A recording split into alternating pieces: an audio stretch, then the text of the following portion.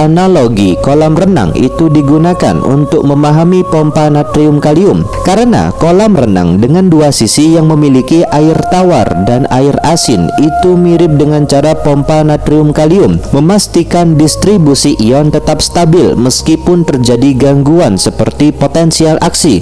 Kemudian apa sih hubungan antara gradien konsentrasi dan potensial membran? Jadi gradien konsentrasi adalah fondasi yang mendukung potensial membran karena perbedaan konsentrasi ion di dalam dan luar sel menciptakan potensial istirahat yaitu minus 70 mV dan memungkinkan terjadinya potensial aksi. Jadi bayangkan sebuah kolam renang dengan dua sisi, satu sisi memiliki air tawar dan sisi lainnya ada air asin. Nah, untuk menjaga perbedaan antara kedua sisi ada pompa yang secara aktif memindahkan air dari sisi yang salah ke posisi semula. Dalam tubuh kita, pompa natrium kalium itu mirip dengan pompa ini yang memastikan distribusi ion tetap stabil meskipun terjadi gangguan seperti potensial aksi. Untuk analogi kolam renangnya begini, jadi pompa natrium kalium itu memindahkan natrium keluar dan kalium masuk melawan gradien konsentrasi yang menggunakan energi dari ATP.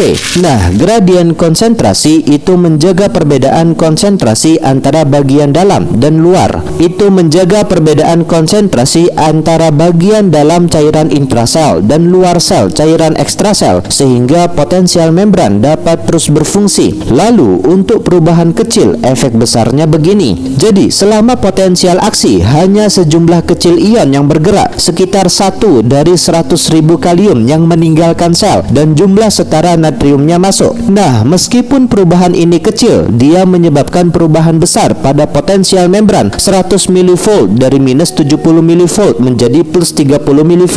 Selanjutnya ada studi kasus pertama tentang keracunan digitalis, yaitu ketika penjaga gradien diperlambat dengan sengaja, semacam ada kekuatan yang dibeli dengan kematian. Jadi ada seorang pasien gagal jantung yang diberi digoxin, suatu obat yang menyelamatkan nyawa dengan menghambat sebagian pompa natrium kalium. Dalam dosis terapi ia meningkatkan kontraktilitas jantung, tapi jika overdosis ia memicu aritmia mematikan, sehingga muncullah masalah baru bahwa digoxin itu mengikat subunit alfa pompa natrium kalium sehingga aktivasi pompanya turun 30-40%. Nah, kalau natriumnya naik perlahan, maka natrium atau kalsium exchanger itu bekerja terbalik. Akibatnya kalsiumnya masuk. Oleh sebab itu terjadi kontraksi lebih kuat. Tapi jika berlebihan, kaliumnya turun sehingga terjadi depolarisasi kronis. Akibatnya